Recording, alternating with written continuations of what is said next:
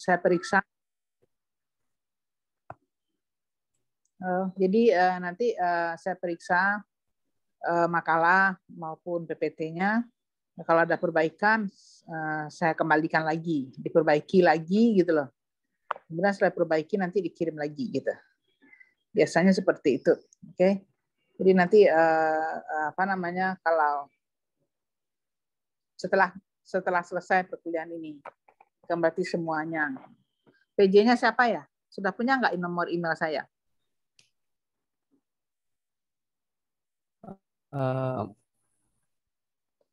Asalman. Ya, halo. Ya, maaf Ibu. Untuk PJ Saudara Budi Chandra, Bu. Budi Chandra, oke. Ya. Nanti Budi Chandra udah punya nggak nomor email saya? Ada kayaknya, Bu. Oh iya, kalau ada jadi udah enak ya, nanti tinggal dikirim aja semuanya. Oke, silakan kelompok berapa sekarang mau maju? Jadi kan 2 kelompok mau maju ya, silakan 2 kelompoknya presentasi. Setelah sudah dua-duanya selesai baru kita mulai tanya jawab dan diskusi. Oke, silakan. Baik, bisa di screen. Salman boleh minta tolong nggak di screen-in? Ya, aku nggak banyak soalnya. Sambilan aja, ini saya baru buka Google, baru dinyalain tadi. Baik, aku dulu ya, Pit.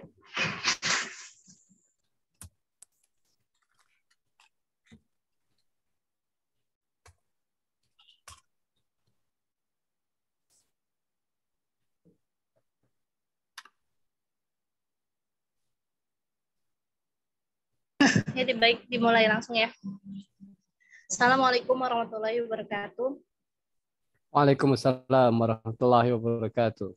Alhamdulillahirabbil alamin wa bihi nasta'in wala umurud dunya waddin wassalatu wassalamu ala asrofil anbiya wal mursalin wa ala alihi washabbihi ajmain. Yang saya hormati dosen kita bersama yaitu Bu Maria Ulfa, yang saya Bu Marhamah. Teman Bu Marhamah Ulfa ya. Bu Maria Ulfa dan teman-teman saya semuanya, semoga selalu sehat selalu ya. Ya, oke, baik, saya dari kelompok 12 saksikan. Pak. Baik, Bu. Nggak ada, Ulfa nggak ada, Ibu Marhamah saja, Bu. Ya, Bu Marhamah. Oke, lanjut. Baik, Bu. Dari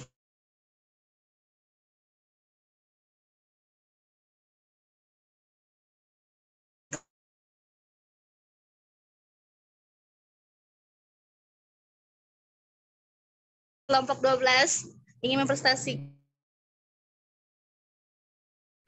Mana suaranya mana?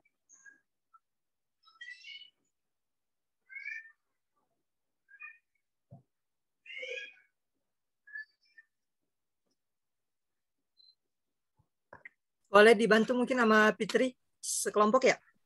Iya, sekelompok. Ya, boleh. Mungkin kendala di jaringan nih. Ya, kalau gitu saya lanjutin aja ya langsung ke ini. Kami dari kelompok 12 yang beranggota Rizka Susanti, MPM 3119 160 Yani 3119 Oke, baik Fitri, aku ada suaranya nih. Siap. Oke. Maaf. Konsep teknologi pendidikan. Teknologi pendidikan adalah kombinasi dari pembelajaran, belajar, pengembangan, pengelolaan, dan teknologi lain diterapkan untuk mencerahkan persoalan pendidikan. Teknologi pendidikan adalah studi dan etika praktik untuk memfasilitasi dan meningkatkan kinerja pembelajaran. Studi dan etika praktik tersebut dapat melalui penciptaan, penggunaan, pengaturan, proses, dan sumber daya teknologi. Teknologi pendidikan merupakan perpaduan dan unsur manusia, mesin, ide, prosedur, dan pengelolaannya. Teknologi pendidikan bersifat abstrak. Dalam hal ini, teknologi pendidikan bisa dipahami sebagai sesuatu proses kompleks dan terpadu yang melibatkan orang menganalisis masalah, mencari jalan untuk mengatasi masalah, melaksanakan, menilai, dan mengelola pemecahan masalah yang mencakup semua aspek belajar manusia. Teknologi pendidikan juga merupakan suatu cara yang sistematis dan mendesain melaksanakan dan mengevaluasi proses keseluruhan dari belajar dan pembelajaran dalam bentuk tujuan pembelajaran yang spesifik. Berdasarkan penelitian dalam teori belajar dan komunikasi pada manusia dan menggunakan kombinasi sumber-sumber belajar dari manusia maupun non-manusia untuk membuat pembelajaran lebih aktif. Yaitu perkembangan teknologi pendidikan di Indonesia. Kemajuan teknologi yang berkembang sangat pesat secara tidak langsung telah mempengaruhi segala aspek kehidupan manusia, baik dalam bidang politik, ekonomi, budaya, bahkan dalam bidang pendidikan. Kemajuan teknologi adalah suatu hal yang tidak bisa kita hindari pada zaman yang sudah modern seperti saat ini. Karena semakin majunya ilmu pengetahuan, maka semakin maju pula perkembangan teknologi. Kemajuan teknologi telah memungkinkan terciptanya lingkungan belajar global yang berhubungan dengan jaringan dan menerapkan siswa di tengah-tengah proses pembelajaran, dikelilingi oleh berbagai sumber belajar dan layanan belajar elektronik. Setiap teknologi pasti mempunyai dampak positif maupun dengan negatif. Bisa dilanjut dengan Fitriani. Oke, terima kasih. Saya akan lanjut, yaitu hambatan dalam perkembangan teknologi pendidikan di Indonesia. Perkembangan teknologi zaman milenial seperti sekarang memang memiliki banyak sekali manfaat, khususnya pada bidang pendidikan. Oleh sebab itu, banyak sekali orang ingin menguasai dan memanfaatkan perkembangan teknologi. Namun tidak bisa dipungkiri pemanfaatan TIK di dalam sektor pendidikan memiliki beberapa kendala, di antaranya yang pertama ada kurangnya pengadaan infrastruktur TIK. Hal ini disebabkan sulitnya dijangkauannya beberapa daerah tertentu di Indonesia, sehingga penyebarannya tidak merata. Masih banyak daerah yang sulit dijangkau oleh alat transportasi untuk mencapai daerah yang dituju. Hanya dapat ditempuh dengan jalan kaki, sedangkan dengan berjalan kaki tidak memungkinkan untuk membawa berbagai peralatan multimedia. Yang kedua itu ada perangkat multimedia bekas. Ini tentunya masih menggunakan spesifikasi yang sudah tertinggi zamannya, sehingga penggunanya tidak mampu bersaing dengan laju perkembangan TIK yang begitu pesat.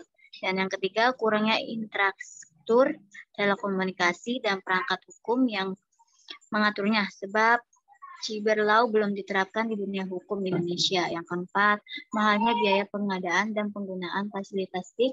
Hal ini dikembalikan lagi kepada masyarakat. Pemerintah, dapat kita lihat pemerintah masih sedikit mengalokasikan dana untuk pengadaan fasilitas TIK yang dapat menunjang pendidikan Indonesia. Sebagai contoh, pengadaan fasilitas di era pedesaan masih sangat minim, sementara di kota sudah hampir merata sama di lembaga-lembaga pendidikan unggulan.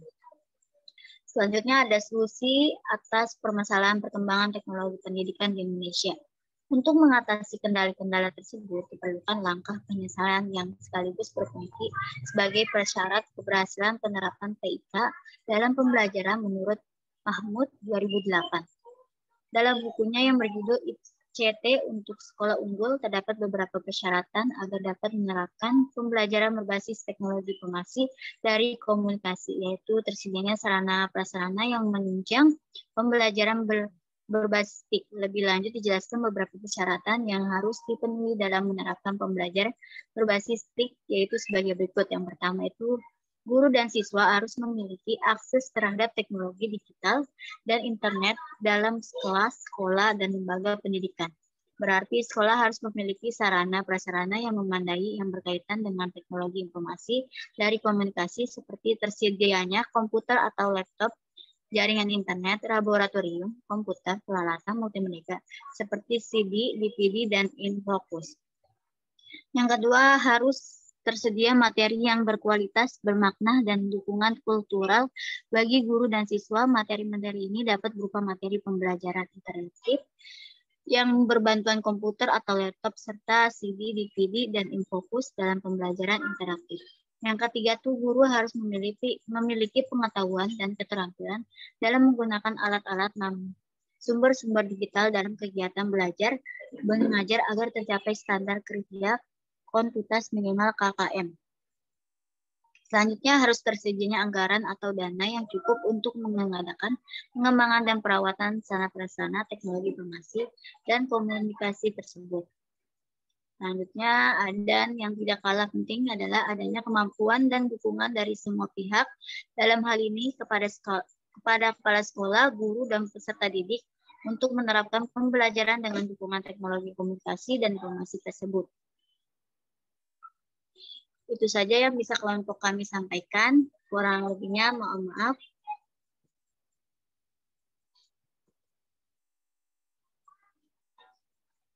Mungkin langsung dilanjut kelompok selanjutnya kali ya. Nanti baru kita buka sesi pertanyaan. Atau pertanyaan dulu mungkin ada yang mau disampaikan. Langsung dulu tadi katanya. Langsung ke kelompok selanjutnya ya? Ya. Oke, silakan. Siap.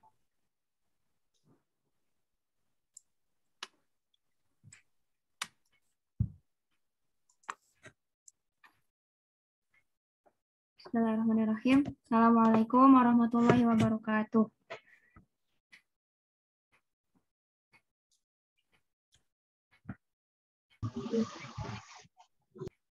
Kami dari kelompok 13 ingin mempresentasikan makalah kami yang berjudul Referensi Rumah Belajar Puspecom.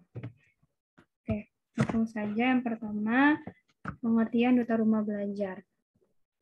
Bentar.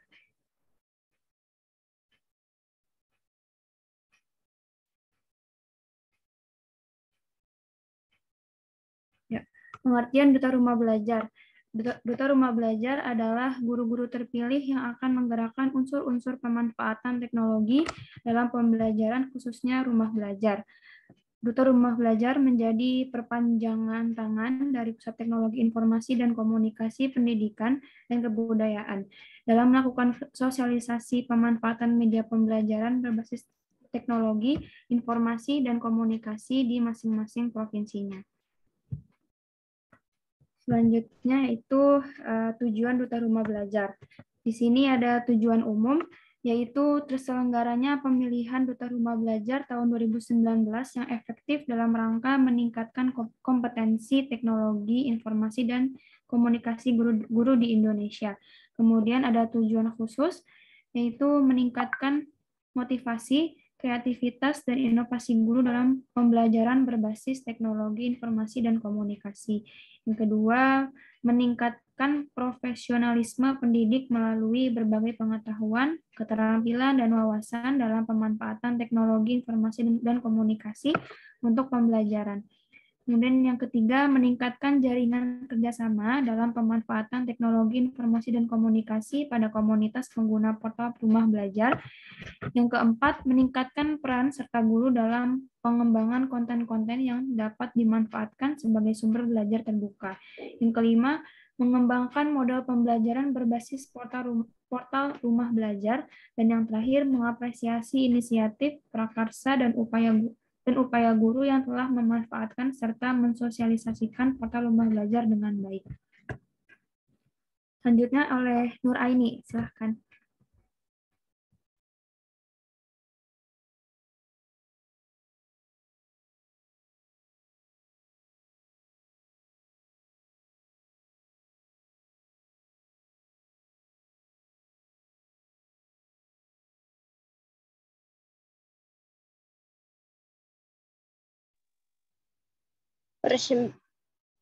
Persyaratan duta rumah belajar. Syarat peserta yaitu 1. Berdasarkan unit kerjanya, peserta pemilihan duta rumah belajar tahun 2019 adalah guru yang bekerja di satuan pendidikan sekolah semua jenis dan jenjang. Yang kedua yaitu berdasarkan statusnya calon peserta berasal dari 1. Guru yang bekerja di instansi pendidikan pemerintah adalah guru pegawai negeri sipil atau PNS yang dibuktikan dengan SK PNS yang bersangkutan. Yang kedua yaitu guru honorer di instansi pendidikan pemerintah atau swasta yang dibuktikan dengan keputusan dari pimpinan lembaga yang bersangkutan. Yang ketiga yaitu mengajar minimal 1 bidang studi di sekolahnya atau guru mata pelajaran atau guru kelas. Yang keempat yaitu peserta pembatik periode tahun sebelumnya wajib mengikuti mulai dari level 1. Yang kelima bukan merupakan duta rumah belajar. Kriteria penentuan duta rumah belajar terpilih. 1 yaitu telah lulus BIMTEK level tiga.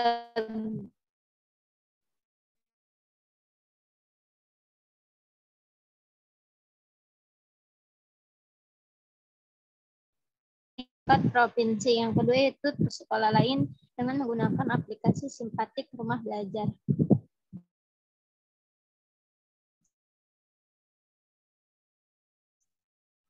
Yang keempat,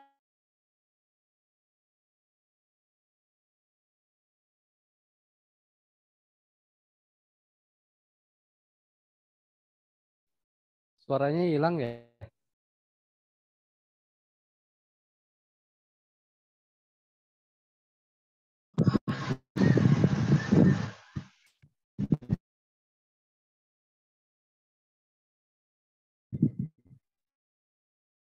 adapun syarat yang harus dipenuhi. Satu, pendaftar adalah seorang guru mata pelajaran atau guru kelas. Dua, telah terdaftar di program rumah belajar. Tiga, telah terdaftar di SIM pelatihan rumah belajar. Empat, telah melakukan sosialisasi mengenai pemanfaatan rumah belajar kepada para guru lainnya minimal berasal dari 10 sekolah lainnya dengan mempergunakan SIM pelatihan. Yang kelima, mengirimkan bahan pelajar yang berasal dari hasil pemanfaatan rumah belajar di bagian karya guru. Panitia pelaksana. Panitia pelaksana dibentuk dengan keputusan Kepala Pusat Teknologi Informasi dan Komunikasi Kementerian Pendidikan dan Kebudayaan. Panitia pelaksana adalah tim atau kepanitiaan yang dibentuk untuk menyelenggarakan pemilihan duta rumah belajar. Pemilihan pelaksana terdiri atas pengarah dewan juri, panitia pelaksana, dan sekretariat pelaksana. Tugas panitia pelaksana menyusun pedoman penyelenggaraan pemilihan duta rumah belajar. 2. Membentuk tim juri tingkat provinsi dan nasional. 3. Menyusun instrumen penilaian pemilihan duta rumah belajar.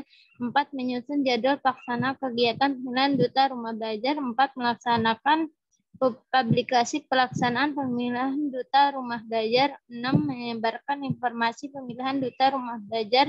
7. Melakukan seleksi peserta dan menentukan peserta yang memenuhi kriteria.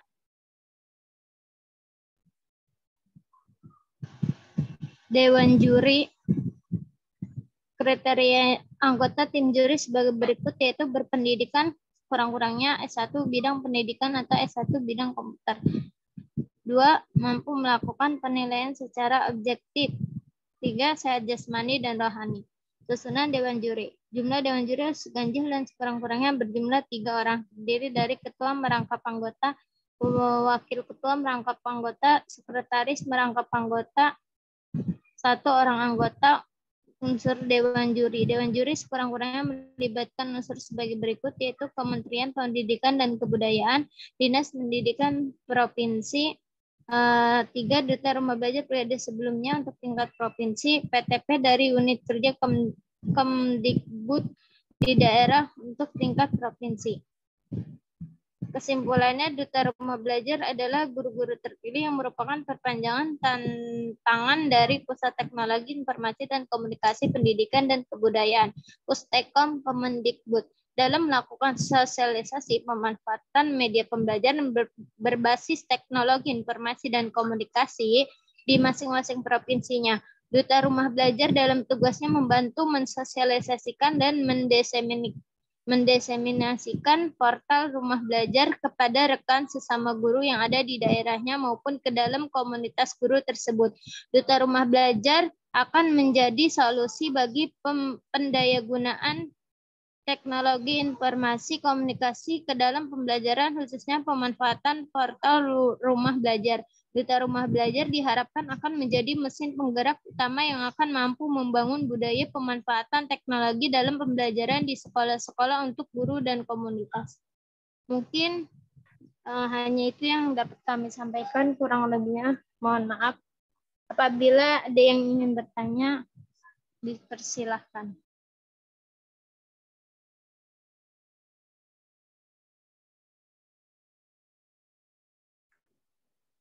Oke, silakan siapa yang mau bertanya pada kedua kelompok.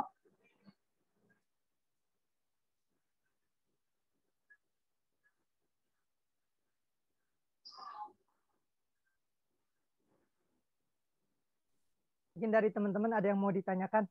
Silakan dari kedua kelompok pemakalah tadi.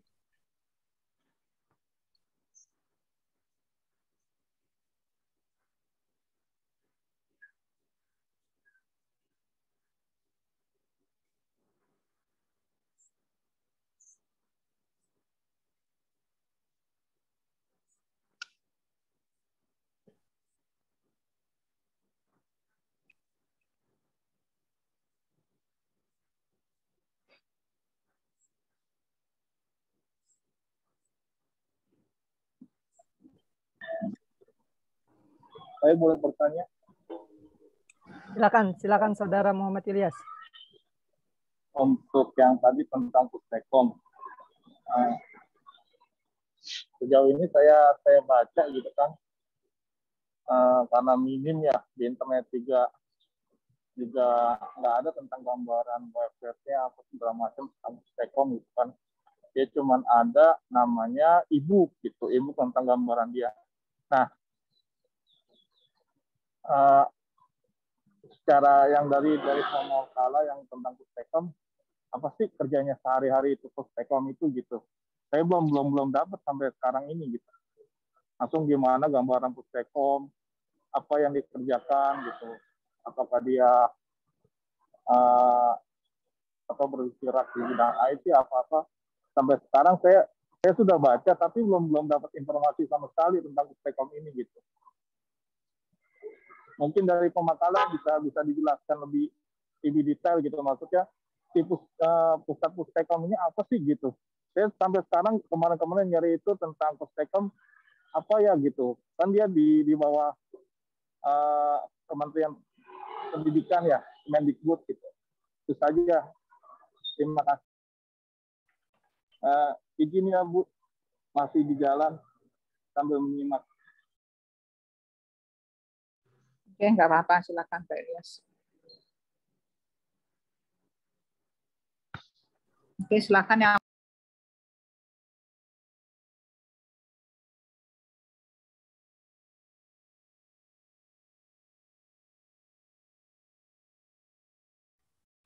Mungkin saya mau sharing ke pemakalah yang kedua nih, seputar rumah belajar. Tadi sudah saya buka di Google ya tentang rumah belajar. Cukup menarik, namun di sini terhambat gitu.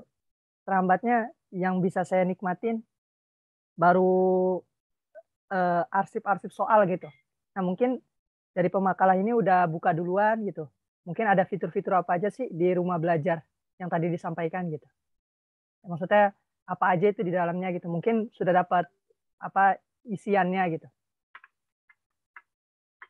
Terima kasih.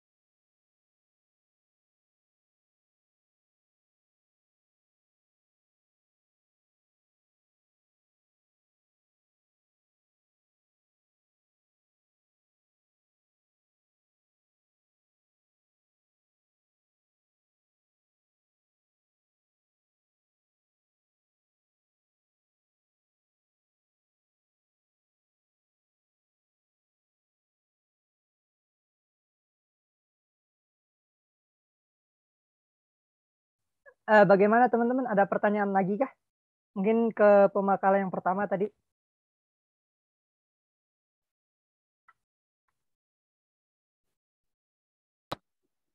Mungkin mau dijawab dulu dari pertanyaan yang pertama, Saudara Muhammad Ilyas. Silakan pemakalah.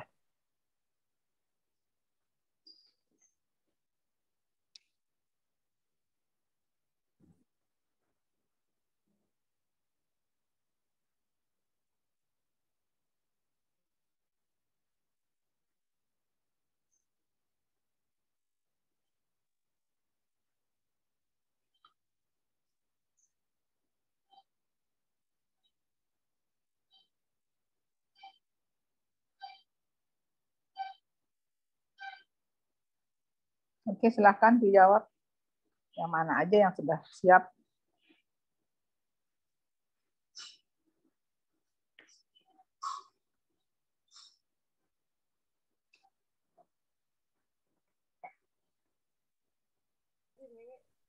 Nur Aini hadir ya?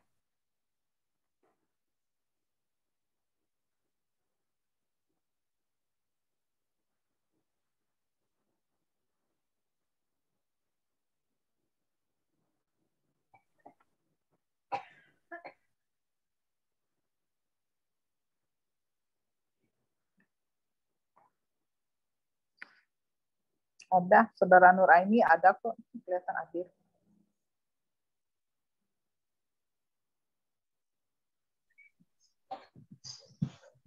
Silahkan dijawab, Nur Aini. Iya, Ibu, sebentar.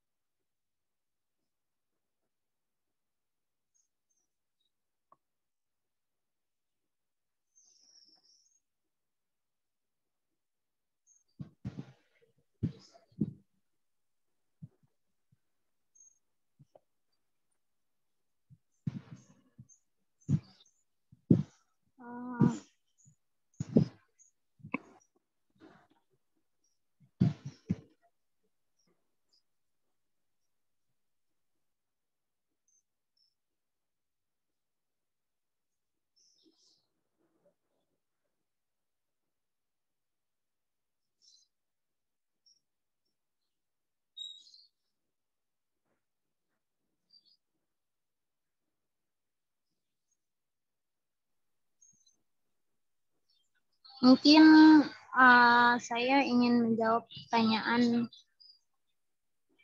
dari Bang Ilyas. Untuk Bang Ilyas, pertanyaannya ingin lebih dijelaskan apa itu Pustekom ya?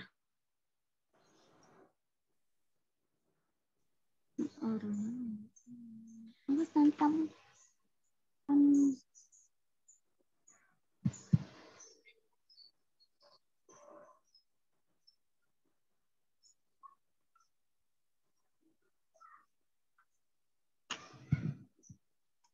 Pustekom adalah salah satu unit kerja atau lembaga di lingkungan Departemen Pendidikan Nasional.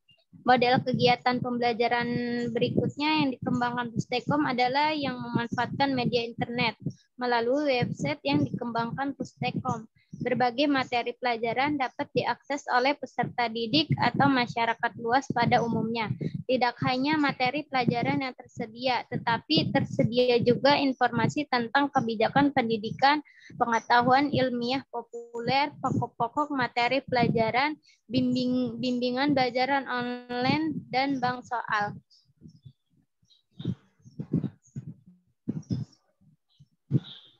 Maaf, maksud saya ini kan Pustekom nih, gitu kan. Nah, bukan secara baris ya, itu dalam kesehariannya apa gitu. Kayak saya minim informasi, soalnya saya cari ubuk-ubuk gitu kan, internet itu nggak ada, website juga nggak ada, itu nggak ada. Ya, saya Yang kalau bertanya, iya, itu Telkom ini ngapain gitu kan? Gitu. Kalau contohnya mungkin kalau kementerian Kemendikbud gitu kan, Kemendikbud ada yang namanya Dirjen Pendidikan. Nah, Dirjen Pendidikan itu pasti kan ada cabang-cabangnya, direktorat, direktori atau direktorat yang bawahinya. Nah, ini Kemendikbud ini ada cabangnya di Telkom. Nah, Telkom ini ngapain gitu? Iya, tertariknya itu yang saya ingin sampai sekarang saya belum tahu ini Telkom itu apa. Aja. Ya Bu, soalnya saya baca sampai ke website yang benar-benar minim banget informasinya. mungkin Pustekom ini yang saya ketahui itu semacam website atau portal yang di dalamnya itu kayak sekolah, kayak media pembelajaran.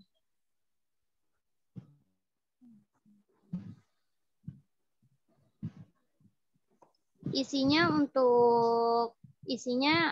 kayak materi-materi pelajaran yang memudahkan kita, memudahkan siswa.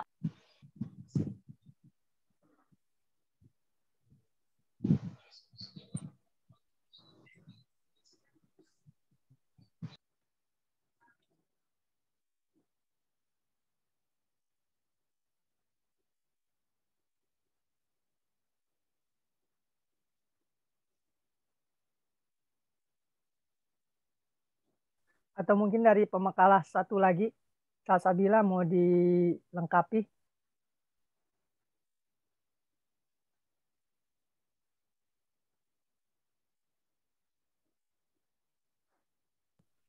Mungkin mau nambahin sedikit aja, rumah belajar atau Pustekom itu yaitu portal pembelajaran yang menyediakan bahan belajar serta fasilitas komunikasi yang mendukung interaksi antar komunitas.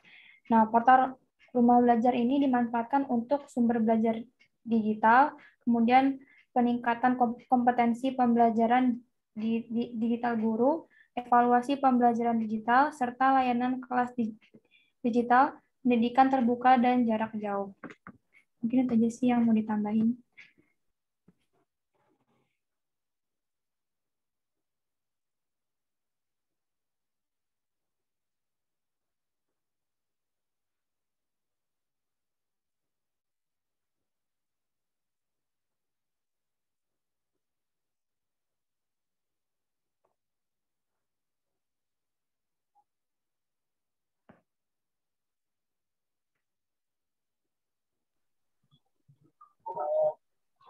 Tadi kan dibilang informasi digital, nah sedangkan dia nggak punya website gitu.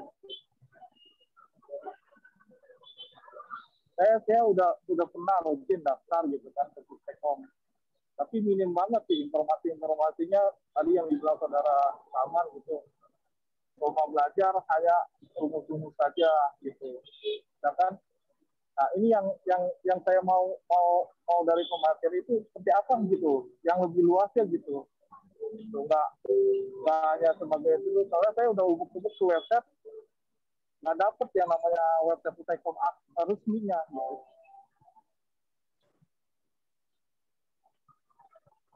Ya, itu saja sih mungkin yang saya benar-benar kalau dibutuhkan gambaran jelas, tapi di Pustekomnya kalau contohnya kayak Dirjen Pendidikan tinggi gitu kan, kayak itu dia punya website sendiri, ya studio sendiri, oh dia kegiatannya seperti ini. Tapi kan si Pustekom ini keseharian itu saya belum tahu sampai detik ini apa sih dia ngerjain apa aja gitu. Terima kasih, mungkin Ibu Prof bisa jelaskan Bu. Oke. Oke, kalau gitu saya langsung aja jawab ya, karena memang belum komplit ya, belum sempurna jawabannya. Jadi kalau Anda pengen tahu seperti apa sih sebenarnya Pustekom itu, kalau mau baca buku silahkan baca buku. Ada buku namanya yang seharusnya Anda punya. Ada sih buku itu di mana namanya di perpustakaan UIJ di kampus ada. Nama buku itu adalah Menyemai Benih Teknologi Pendidikan. Nah, itu bukunya tebal sekali, hampir 1000 halaman, karangan Profesor Yusuf Hadimiarso. Profesor Yusuf Hadimiarso ini adalah orang pertama yang memperkenalkan teknologi pendidikan di Indonesia. Jadi dia itu dijulukin Bapak Teknologi Indonesia. Bapak Teknologi Pendidikan Indonesia. Nah, itu namanya Profesor Dr. Yusuf Hadimiarso itu. Beliau sekarang sudah almarhum. Sekitar 6 bulan yang lalu beliau meninggal.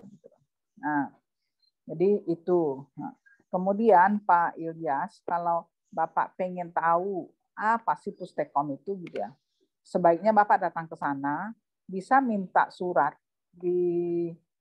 kan sekarang sudah boleh ya datang berkunjung ya. Kalau sudah boleh datang berkunjung ke lembaga itu, minta surat di sekretariat, izin untuk minta surat ke sana, kemudian Anda hubungi Pustekom itu kapan dia bisa menerima kalau Anda mau berkunjung ke situ gitu loh. Supaya lebih jelas apa sih pekerjaan orang Pustekom itu. Oke, itu makanya mata kuliah ini memang saya wajibkan untuk semua mahasiswa untuk berkunjung ke Pustekom itu supaya mendapatkan informasi yang benar-benar dari sumber utama dan benar-benar dari lembaga itu sendiri. Apa sih dia gitu. Nah, cuman karena pandemi aja, tapi sekarang kalau sudah DKI sudah di level 1 dan Anda sudah boleh berkunjung, silakan datang. Saya sarankan untuk datang dan minta surat ke ke sekretariat untuk bisa datang berkunjung ke sana. Tapi memang untuk bikin janji itu, setahu saya itu 8 minggu sebelumnya itu baru diperbolehkan datang ke situ. Oke.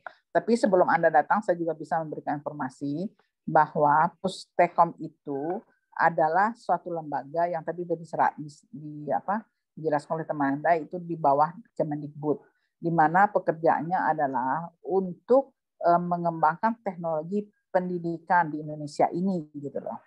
Nah, jadi mereka tuh mempunyai program untuk memecahkan masalah pendidikan yang ada di Indonesia dan masalah pembelajaran yang ada di Indonesia.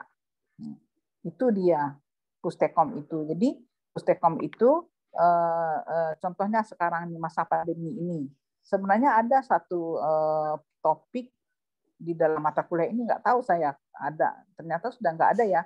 Artinya gini, di kelas yang lain tuh ada namanya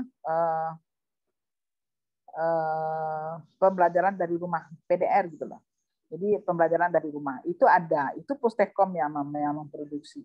Itu bagaimana di dalam pandemi ini semua siswa itu supaya bisa belajar di masa pandemi ini. Nah, itu ada dilakukan oleh Kemendikbud, itu yang membuat itu adalah Pustekom gitu. Jadi di situ diminta kerjasama antara guru, orang tua dan murid karena belajar dari rumah. Nah, di situ dijelaskan tentang model-model pembelajaran yang digunakan selama pandemi ini. Nah, salah satu contohnya digunakan itu adalah menggunakan model inquiry learning. Nah, inquiry learning itu model untuk atau model, ada juga digunakan model tentang model project based learning. Jadi diberikan project kemudian mereka belajar gitu loh. Nah, itu harus antara guru dengan orang tua itu harus ada komunikasi yang lancar. Jadi guru memberikan informasi kepada orang tua bahwa selama pandemi ini, selama anak-anak berada di rumah, itu pembelajarannya berupa project based learning misalnya gitu. Jadi anak-anak itu diberikan project, kemudian dalam mata pelajaran apa misalnya. Nah, jadi misalnya dalam pembelajaran biologi, ya. Jadi misalnya apa yang diberikan projectnya gitu loh. misalnya harus membedah kata atau apa misalnya gitu ya. Jadi itu tuh sudah dikasih tahu kepada orang tua bahwa anaknya dikasihkan proyek ini dan dalam proyek ini siswa harus begini gitu loh. Jadi seperti itu. Jadi artinya ada suatu proyek yang dilakukan oleh siswa. Jadi itu harus orang tua juga diminta di situ apa peran orang tua di dalam melakukan proyek tadi karena anak berada di rumah gitu loh. Nah, nanti pas di laporannya itu baru guru mendengarkan dari Zoom yang ada gitu loh. Jadi seperti itu. Jadi itu proyek PDR itu dibikin oleh Pustekom ini gitu loh. Jadi memang dia mengatasi masalah. Jadi Pustekom ini adalah tangan kanannya Kemendikbud untuk membantu Kemendikbud di dalam hal memecahkan masalah-masalah dalam pendidikan selama pandemi ini gitu. Mereka sudah banyak program-programnya dan itu dijalankan oleh guru dan anak-anak di rumah selama pandemi ini seperti itu. Nah, jadi intinya di sini bahwa Pustekom itu menyiapkan semua program-program yang dibutuhkan oleh pemerintah di dalam hal mengatasi masalah-masalah dalam pendidikan maupun dalam pembelajaran. Oleh karena itu sebenarnya programnya banyak sekali. Bukan hanya program pembelajaran belajar begini, maksudnya misalnya bagaimana belajar fisika misalnya untuk anak SMP, bukan hanya itu, banyak sekali ada pelatihan untuk guru, ada di situ juga tentang bimbingan belajar gitu, banyak sekali. Makanya dan juga ada juga di situ program-programnya. Film juga dulu pernah tahu nggak film Aci? Aci itu Aku Cinta Indonesia. Itu ada filmnya. Nah, itu diproduksi oleh Pustekom ini gitu loh. Itu film tentang pendidikan gitu. Jadi artinya Pustekom ini memproduksi media-media dan portal-portal pembelajaran gitu loh. Nah, misalnya guru yang dari program D2 mau ke S1 tapi gurunya tinggalnya di Papua. Bagaimana cara belajarnya? Itu ada programnya untuk meningkatkan kompetensi guru namanya gitu loh. Nah, itu melalui portal. Jadi guru yang dari Papua itu nggak perlu datang ke Jakarta. Tetap saja di Papua, mengajar tetap saja, tapi pakai link. Jadi linknya itu yang membikinkan program pembelajarannya itu adalah si Pustekom ini gitu loh. Dan servernya ditaruh lebih dekat, yaitu di Makassar. Makassar ada servernya dia. Jadi dari situ, jadi orang-orang yang di Indonesia bagian timur tadi, guru-guru yang dari diploma mau ke S1 tadi, seluruh mata kuliahnya itu ada di portal guru itu tadi gitu loh. Nah, itu bisa diikutin oleh guru. Kemudian kalau guru itu lulus dari setiap mata kuliah itu untuk dari D2 mau ke S1, nah, maka dia bisa lulus mendapatkan ijazah S1 dan diwisuda sebagai mahasiswa S1 gitu loh. Tapi tidak harus keluar dari tempat zona mereka kerja gitu loh. Jadi kalau mereka kerjanya di Papua atau di Halmahera atau di pulau-pulau terpencil dekat-dekat Pulau Ambon sana ya, itu sudah bisa pakai itu gitu. Pakai jarak jauh seperti itu. Jadi nah, itu siapa yang membikinkan program itu? Ya itu Pustekom itu yang membikinkan programnya gitu loh. Jadi program Pustekom itu ratusan. Jadi bukan hanya puluhan, ratusan. Makanya rugi deh kalau Anda tidak datang ke situ. Itu kesimpulan saya sih. Nah, jadi kalau tadi Pak Ilyas mau lebih mendalam apa itu Pustekom, ya datangin aja ke sana dan minta informasi. Tapi nggak bisa datang begitu saja, harus bawa surat gitu loh, atau bikin janji dulu gitu. Selama ini yang kita lakukan adalah mahasiswa bikin janji dengan Pustekom, kemudian sudah diizinkan tanggal sekian, jam sekian, maka mereka datang ke sana dan dilayani. Jadi setelah pulang itu mereka wawasannya sudah bertambah gitu loh. Ngapain aja Pustekom itu akan dijelaskan di sana gitu loh. Seperti itu. Jadi programnya banyak sekali gitu. Nah, memang kalau bagi kita yang berada di pusat nggak terasa ada program itu, karena program itu memang diuntukkan bagi daerah-daerah terpencil gitu loh. Makanya setiap provinsi yang punya daerah terpencil punya program-program itu semua gitu. Dan memang kendala selama ini adalah kuota misalnya gitu ya, atau wifi gitu ya. Nah, itu sudah, dan itu pun akhirnya sudah diatasi dengan bermacam-macam cara gitu loh. Ada yang dikirimin kuota, ada yang ada yang dipasangkan wifi, macam-macam yang sudah mereka lakukan. Karena itu adalah program pemerintah dalam hal mengatasi masalah-masalah pendidikan maupun pembelajaran yang ada di Indonesia. Itu Pak Ilyas. Mudah-mudahan bisa menjawab pertanyaan dari Pak Ilyas tadi. Tapi kalau masih kurang puas, saya sarankan datanglah ke sana. Lihat ke sana, ngapain mereka gitu loh. Di sana itu pekerjaannya. Jadi Anda lebih lebih puas gitu loh. Banyak sekali, benar, banyak banget. Dan mereka itu juga berdasarkan ICT gitu. Jadi apa-apa yang program-program yang mereka kembangkan itu semuanya dicoba berdasarkan penelitian gitu loh. Memang dia pakai konsep teknologi pembelajaran, mulai dari desain gitu ya, kemudian pengembangan, makanya pengembangnya banyak sekali. Pengembangan, kemudian pemanfaatan itu apa? Yang dimanfaatkan itu adalah media-media itu tadi. Makanya mereka, karena kita adalah negara kepulauan, mereka memakai media-media yang sifatnya adalah yang media-media seperti itu tadi, yang menggunakan wifi gitu loh, yang menggunakan internet gitu loh. Nah, itu seperti itu. Jadi dengan itu dimanfaatkan, dengan itu mereka bisa menjangkau gitu. Nah, dan juga ada juga media-medianya itu berbentuk media cetak gitu, seperti kejar paket A, kejar paket B, kejar paket C. Nah, itu kan ada paket-paketnya, ada modul-modulnya. Nah, itu yang mendesain dan mengembangkan itu adalah orang Pustekom itu gitu. Jadi memang itu pekerjaan mereka gitu.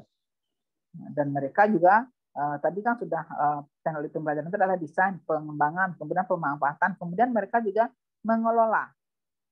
Jadi manajemennya ada di Pustekom itu.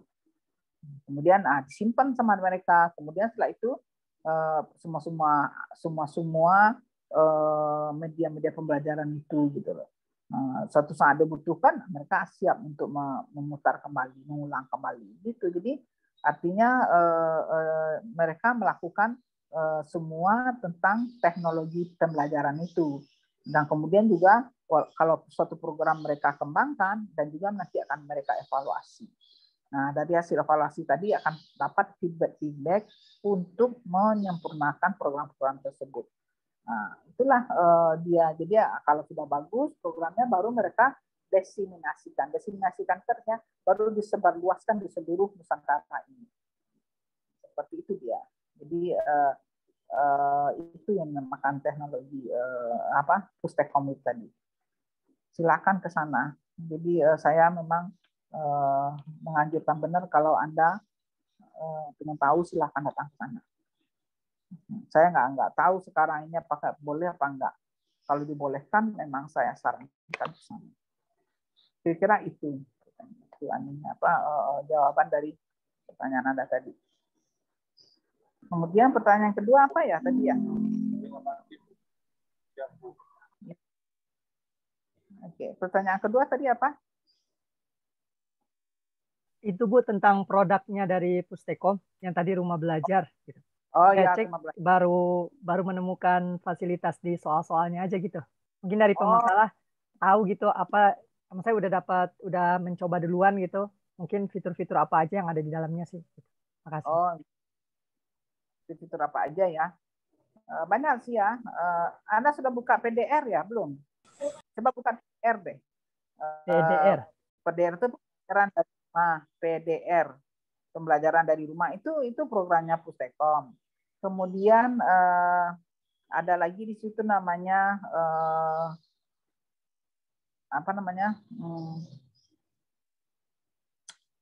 rumah belajar sudah tadi ya. Kemudian ada yang namanya ini. Kalau ruang guru itu dia masuk dari Pustekom juga nggak Bu? Atau produk swasta dia? Enggak. Itu swasta itu. Kurang cari duit itu. Oh, tapi fitur-fiturnya mungkin hampir sama ke situ kali Bu ya? Maksudnya, sama. Oh, ya. Iya. Itu adalah teknologi pembelajaran. Benar itu. Tapi itu kan kelihatan komersialisasinya kelihatan ya. Kalau yang program dari Pustekom itu tidak seperti itu. Lihat saja program kejar paket A. Memang orang bayar ratusan ribu yang enggak juga. Gitu. Jadi memang untuk rakyat Indonesia. Kalau ruang guru itu adalah bisnis itu. Dia cari duit itu. Jadi makanya dia gencar mempromosikan di mana namanya di televisi. Nah, sementara Pustekom itu punya televisi dulu adalah TPI itu, tapi sudah nggak lagi sekarang gitu. Nah, jadi TPI itu adalah kepanjangan dari TPI itu adalah Televisi Pendidikan Indonesia. Makanya melewati TPI itu ada pembelajaran untuk anak-anak SD, SMP waktu itu, SMA, ingat nggak? Bagaimana memberikan fisika, bagaimana memberikan biologi. Nah, itu ada pembelajarannya di TPI itu. Tapi itu dulu. Nah, sekarang udah nggak ada lagi gitu loh. Jadi sudah menjadi komersial semua. Jadi yang bidang pendidikannya itu udah nggak ada, saya lihat gitu. Jadi udah habis. Makanya sekarang itu Pustekom itu bikin apa namanya tidak muncul di layar-layar televisi karena udah nggak lagi di situ gitu. Jadi dari awal-awalnya ada, tambah lama tambah kecil porsinya, saya lihat gitu di TPI. Akhirnya TPI hilang kan, nama TPI kan diganti dengan MNC gitu. Karena sudah tidak itu lagi, tidak kependidikannya Pustekom lagi, enggak. Jadi tidak ada program Pustekom, nggak ada lagi. Seperti itu. Tapi Ibu maaf mau sharing Bu ya. Kalau dari jual brandingnya kayaknya di Pustekom ini maksudnya kalau saya pribadi ini baru tahu gitu Bu produk-produk dari Pustekom tadi kayak rumah belajar atau ada PDR gitu. Sedangkan yang memang famous-nya itu kan ruang guru gitu. Jadi beranggapan aplikasi-aplikasi gitu berbayar gitu. Nah, makanya mungkin maksudnya nilai informasi ke masyarakatnya gitu. Kayaknya untuk yang produk-produk Pustekom kayaknya kurang gencar gitu Bu. Jadi banyak kayak saya pribadi baru tahu gitu produk-produknya gitu. Sebenarnya sama aja kan kayak ruang guru gitu. Karena Anda berada di pusat kota gitu loh, di kota metropolitan Jakarta. Coba kalau Anda berada di daerah terpencil, akan terasa, Anda akan memanfaatkan program itu gitu loh. Jadi bagi orang Jakarta malah kadang-kadang nggak kenal ya. Tapi bagi orang yang berada di daerah terpencil, mereka akan tahu dan akan merasakan bagaimana manfaatnya gitu lah. Itu. Nah, makanya kan mereka sudah ada juga program untuk meningkatkan kompetensi guru itu. Malah programnya bukan hanya program non formal saja ya, tapi juga formal gitu. Artinya bisa dari program D2 bisa masuk ke dalam program S1 dari program Pustekom tadi. Disediakan gitu. Artinya mata kuliahnya untuk S1 diberikan di situ. Sehingga makanya guru-guru sekarang karena ada peraturan pemerintah kan yang mengatakan guru harus S1. Gitu kan? Nah, itu pemerintah tidak bisa mengeluarkan guru harus S1 kemudian diam saja, nggak bisa begitu. Harus ada program-program yang untuk me-S1-kan guru-guru yang belum D1 di daerah-daerah itu gitu. Nah, itu programnya adalah dari Pustekom yang membikin, yang mendesain, yang mengembangkan Pustekom program itu. Makanya lewat program itu guru-guru itu sudah mendapatkan namanya ijazah S1 yang dulunya D2 gitu loh. Nah, terus mereka melanjutkan ke program S1. Jadi mereka ada yang melalui UT, tapi ada juga yang melalui program itu gitu. Nah, seperti itu. Oke. Memang Anda merasakan nggak dapatkan informasi karena Anda tidak datang ke Pustekom, merasakan nggak? Terasa kan kalau Anda nggak dapat informasi yang benar komplit gitu loh tentang Pustekom karena Anda tidak datang ke sana. Gitu. Sebenarnya harusnya Anda datang ke sana gitu. Itu makanya kekurangan kita belajar teknologi pendidikan atau teknologi pembelajaran di masa pandemi ini, yaitu Anda tidak bisa berkunjung ke sana, itu aja. Jadi yang saya dapatkan waktu itu dari mahasiswa yang datang ke sana, mereka bisa banyak bercerita tentang Pustekom itu apa saja. Itu yang selama ini yang pengalaman saya dari hasil kunjungan tersebut, mereka banyak bercerita. Nah, ini loh programnya Bu, ada program ini, macam-macam. Jadi benar-benar kaya mereka dengan informasi. Makanya saya sarankan kalau memang sekarang sudah boleh berkunjung ke lembaga itu, silakan. Itu gampang kok, tinggal mencari nomor teleponnya di internet, nanti bisa dihubungin bagaimana. Nah, baru nanti begitu selama ini mereka menghubungi Pustekom itu. Jadi dapat nomor teleponnya dari internet, kemudian dihubungi, kemudian bikin janji, kemudian Pustekom meminta mana surat resmi dari kampus. Nah, itu baru diminta dari kampus. Udah dikirim ke sana. Nanti mereka menjadwalkan, kami bisa menerima Anda tanggal sekian, jam sekian gitu. Dengan kapasitas hanya sekian orang, gitu ada. Itu. Jadi memang ya kalau memang masih pandemi, masih belum bisa, ya terpaksa Anda cari sendiri informasinya. Nah, itu yang saya bilang tadi, kalau mau tentang bukunya, itu ada buku Menyemai Teknologi Pendidikan di Indonesia. Silakan. Ada bukunya di kampus kita. Ada di perpustakaan. Satu bukunya ada. Di sana banyak bercerita tentang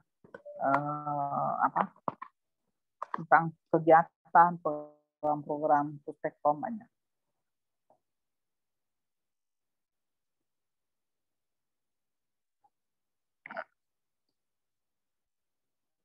Bagaimana? Masih ada lagi yang mau bertanya?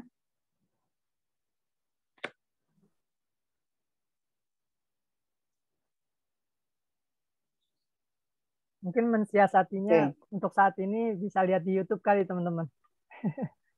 Ya maksudnya ya, untuk silakan aja. Kayak di YouTube juga, ya maksudnya buat menghilangkan rasa penasaran gitu, sambil mungkin nanti bisa kita gabung sama anak pagi yang memang punya agenda ke situ. Nah, bisa juga lihat di YouTube tentang, ada biasanya video-video tentang kunjungan, mungkin ada kampus lain sudah melakukan kunjungan, diabadikan di YouTube, mungkin bisa disaksikan juga, ditonton. Ya. Coba dicari-cari deh informasinya. Saya kira sekarang ini tidak terlalu sulit mencari informasi itu ya. Silakan gitu. Jadi ya kalau Anda sendiri juga mau datang, silakan, boleh-boleh aja sih, dia kan terbuka sebenarnya. Untuk mahasiswa terbuka kok. Jadi mereka juga pengen banyak rakyat Indonesia lah tahu tentang apa sih kerjaan mereka di situ gitu. Mereka juga pengen menyebarluaskan itu gitu loh.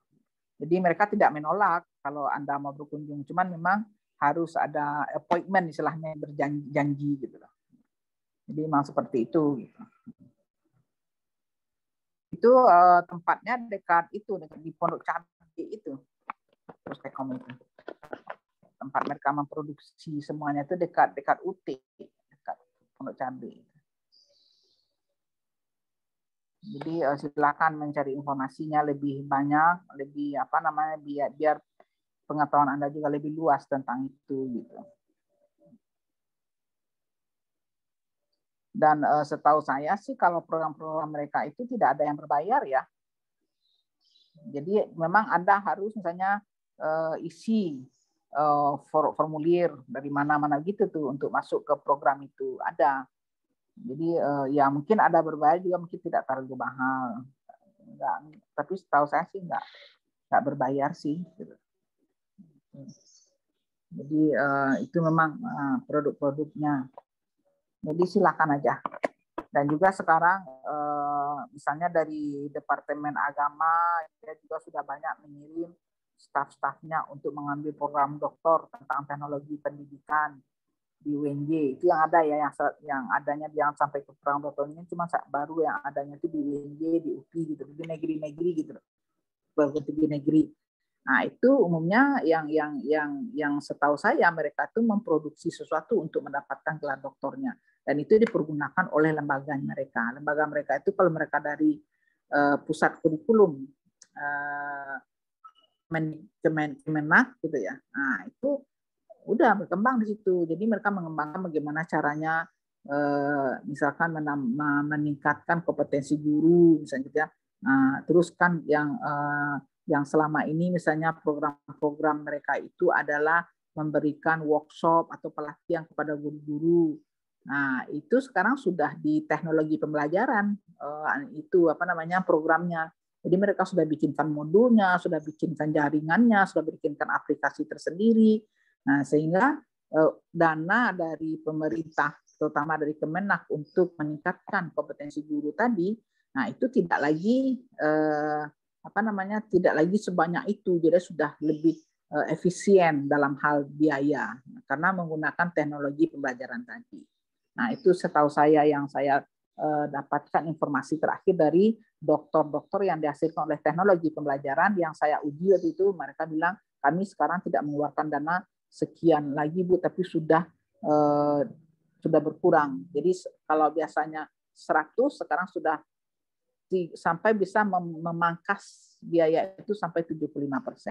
Jadi selama ini 100 sekarang sudah 25 lagi. Jadi kan banyak, memang benar-benar efisien dengan menggunakan teknologi pembelajaran tadi. Nah, program-program itu yang dibangun sekarang oleh Kemenak gitu misalnya untuk meningkatkan kompetensi guru agama Islam gitu, seperti itu.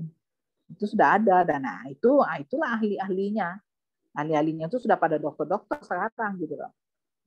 Dan mereka itu yang mengembangkan sendiri untuk kepentingan guru-guru PAI di seluruh Nusantara ini.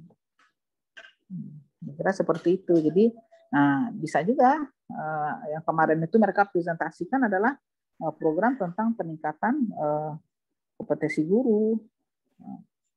Jadi mereka berikan juga pelatihan-pelatihan tentang bagaimana caranya, kan guru-guru sekarang harus bisa juga meneliti. Nah itu bagaimana penelitiannya seperti apa? Nah jadi penelitian itu seperti penelitian PTK, penelitian tindakan kelas. Nah, bagaimana memberitahukan kepada guru bagaimana cara membuat PTK. Nah, itu kan diadakan workshop. Nah, itu banyak sekali selama ini biaya yang dihabiskan untuk membuat workshop itu.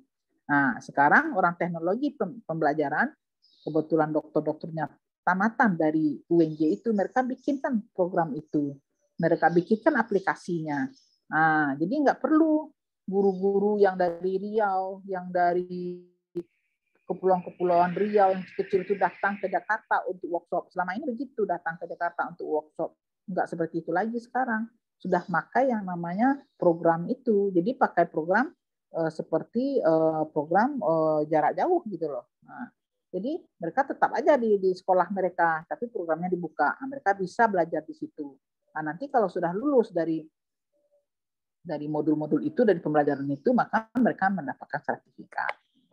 Nggak perlu jauh ya. Itu yang memangkas sebenarnya keuangannya itu. Jadi nggak itu yang menyebabkan bisa efisien sampai 75% itu. Jadi maaf Ibu, benar-benar. Berarti ya. Tadi kan disampaikan hambatan dari teknologi pendidikan diantaranya pembiayaan yang mahal itu berarti terbantahkan Bu ya, karena kan hasilnya nanti mungkin di awal-awal mahal gitu, tapi nantinya bakal lebih efisien gitu ya Bu? Ya. Jadi lebih efisien dia. Awalnya memang untuk membeli alat-alatnya memang mahal, tapi setelah berjalan program itu dia lebih efisien. Gitu. Oke.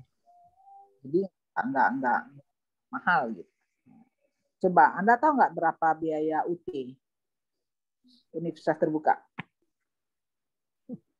Bandingkan dengan biaya uang kuliah Anda di UID, mana yang lebih mahal? Nah, bisa aja gitu, artinya ya bisa dilihat gitu mana yang lebih mahal gitu loh.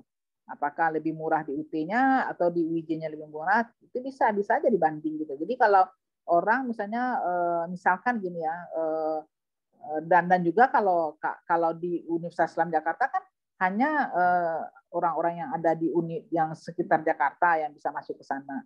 Orang kalau belum punya kita pembelajaran jarak jauh ya PJJ itu belum punya misalnya, jadi kita nggak mungkin bisa merangkul orang yang ada di Papua, mahasiswa yang ada di Sumba, di NTT segala macam ya, karena memang belum tersedia PJJ-nya misalnya. Tapi kalau sudah dipakai dengan PJJ itu lebih murah dia dan itu jadi itu akan dipakai dengan UT.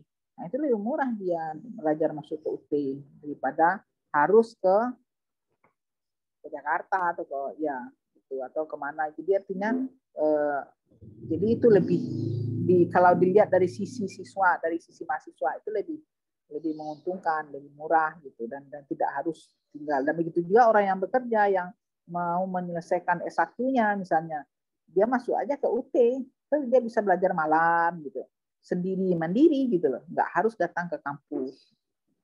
Gitu. Jadi kan memang lebih efisien dia, lebih efektif dan lebih efisien sebenarnya. Karena apa? Ya dilihat dari waktu juga ya. Misalnya Anda kerja nih, lebih cocok misalnya dengan masuk program di UT itu. Jadi sambil menunggu macet, Anda di kampus di kantor aja. Nanti pulangnya jam berapa? Jadi sambil menyelesaikan tugas yang ada di modul-modul itu gitu loh. Memang itu belajar mandiri banget, mandiri sekali untuk belajar mandiri. Memang kurang sih kalau ini kan kita di kelas, jadi bisa bersosialisasi, bisa ketemu dengan teman-teman. Nah, kalau di UT memang agak kurang yang seperti itu, memang individual. Jadi namanya pembelajaran individual. Nah, tapi mengikuti kemampuan masing-masing. Jadi tidak harus menunggu. Jadi kalau Anda sudah selesai, sudah siap, silahkan. Mau UTS duluan silahkan, mau UAS duluan silahkan, mau jadi sarjana menjadikan 3 tahun ya silahkan, nggak apa-apa gitu. Terbuka di UT itu namanya universitas terbuka. Mau menjadikan Anda sarjana 6 tahun atau 7 tahun, oke, no problem, silahkan aja gitu. Nah, jadi memang gitu, memang mandirinya di situ. Oke. Ya, kira seperti itu. Jadi mudah-mudahan Anda sudah mendapatkan informasi walaupun tidak lengkap ya dari saya ya. Memang untuk melengkapinya itu memang harus datang ke Pustekom itu. Mudah-mudahan kalau Anda penasaran silahkan ke sana. Jadi ya walaupun tidak lagi di bawah naungan mata kuliah teknologi pembelajaran ya, karena mata kuliah kita sudah berakhir. Dan silakan mau datang pribadi atau gimana silakan aja. Jadi saya sebenarnya mengharapkan banget kalau Anda memang penasaran, saya mengharapkan banget Anda datang ke sana supaya komplit lah informasi yang Anda terima tentang Pustekom, tentang teknologi pembelajaran atau teknologi pendidikan. Mudah-mudahan ya, siapa tahu Anda juga tertarik masuk mendalami teknologi pendidikan, silakan nanti S2-nya di teknologi pendidikan gitu loh. Nah, lanjut nanti doktornya ke teknologi pendidikan silakan. Menarik kok. Menarik sekali. Menarik banget. Silakan. Jadi memang di teknologi pendidikan itu pembelajaran itu dibikin semenarik mungkin gitu lah. Menarik banget. Silakan aja. Itu kira-kira informasi tentang teknologi pendidikan atau teknologi pembelajaran. Adanya teknologi pendidikan atau teknologi pembelajaran itu umumnya untuk S2 dan S3. Untuk S1 ada tapi nggak begitu banyak peminatnya. Memang lebih enaknya itu sudah mempunyai S1 dulu yang lain gitu loh.